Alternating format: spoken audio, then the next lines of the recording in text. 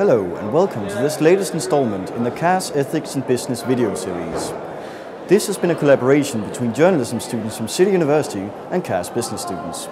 Today we're going to talk about ethical teaching right here at CAS, where Bethany O'Connell will interview Dean Richard Gillingwater.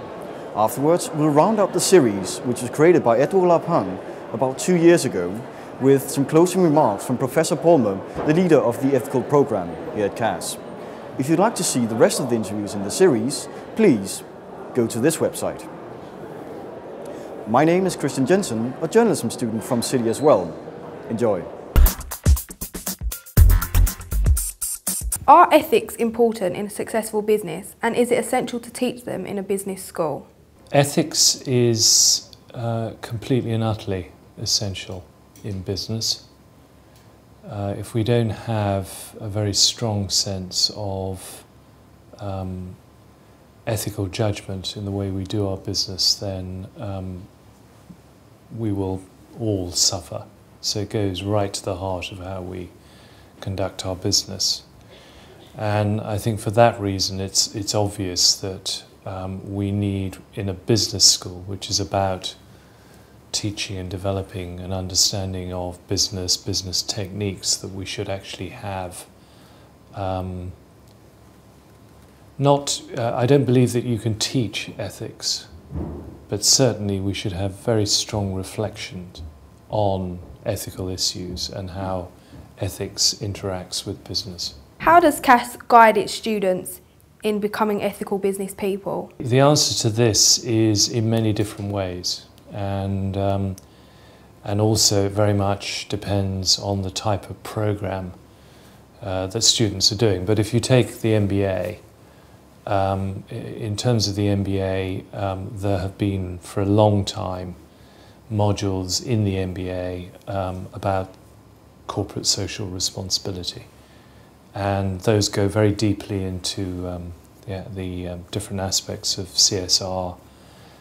They involve a dialogue between professor and the students. They will talk about a whole range of different issues. And it's very much about opening up people's thought processes to the type of approach they should have. Ethics within the financial sector has been widely reported in the media in recent years. As a result of this, do you feel that CAS has changed the way it prioritises its teaching? The answer to that is that we have absolutely prioritised a focus on ethics, in the sense of thinking more critically about the way we do business. And this goes back to really the start of the financial crisis, where we had a big working party that was led by Professor Paul Palmer. He looked at this issue across the business school, and we very much took on board his recommendations, which were that we needed to look at particularly the programs and how we created space in the programs for reflection on ethical issues, for thinking about critical frames of reference and critical ways in which to approach business. And I think since then, Paul is dedicated to this job. He's supported. On a different note, what does CAS do to ensure the transparency and integrity of all its funding? I think two things, straightforwardly. First of all, we're pretty open about our accounts.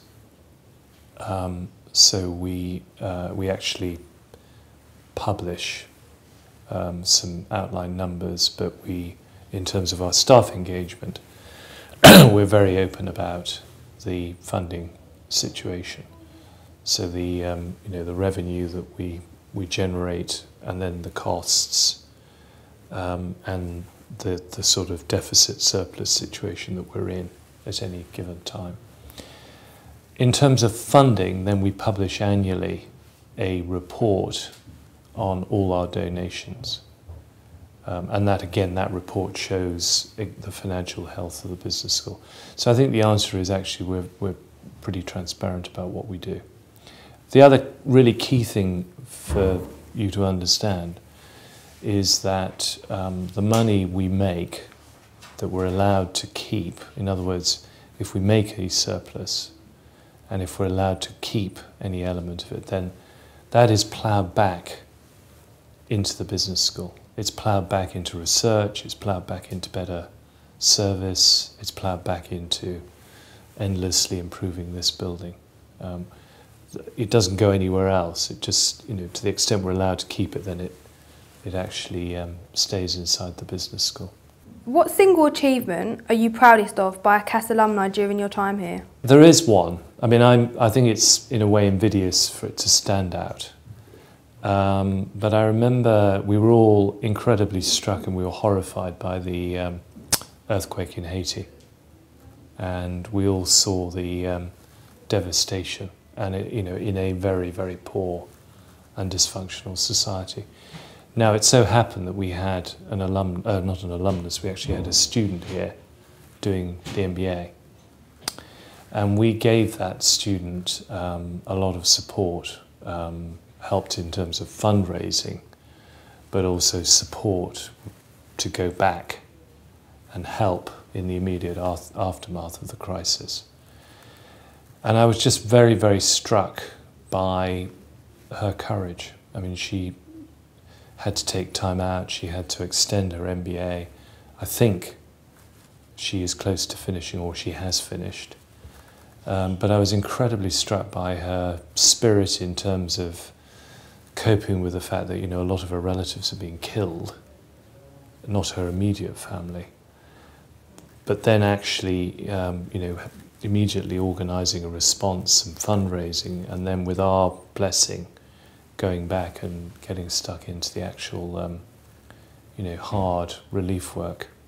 And I thought, that was a almost perfect example of, how you would want a Cass graduate to behave.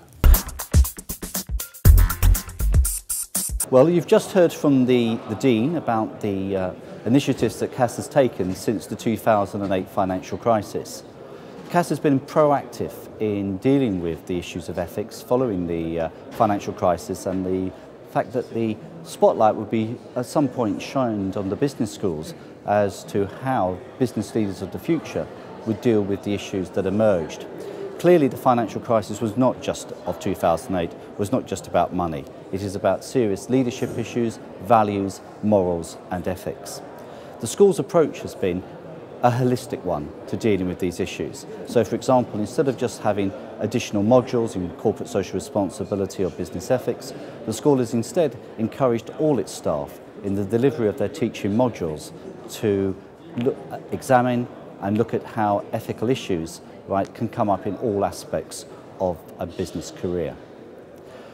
In doing this, the school wishes to produce the business, not just leaders of the future, but the business moral leaders of the future. Because in the 21st century, the styles of management and leadership will be very different to the ones of the 20th century. Finally, it goes without saying that, of course, the importance to the school of this initiative is also to do with our much heralded triple accreditation. All the accrediting bodies now look at ethics as part of how a business school is teaching future leaders. And Cass, as I said, has been at the forefront of that, and most importantly, we were complimented by all three accrediting bodies on the initiatives we've taken.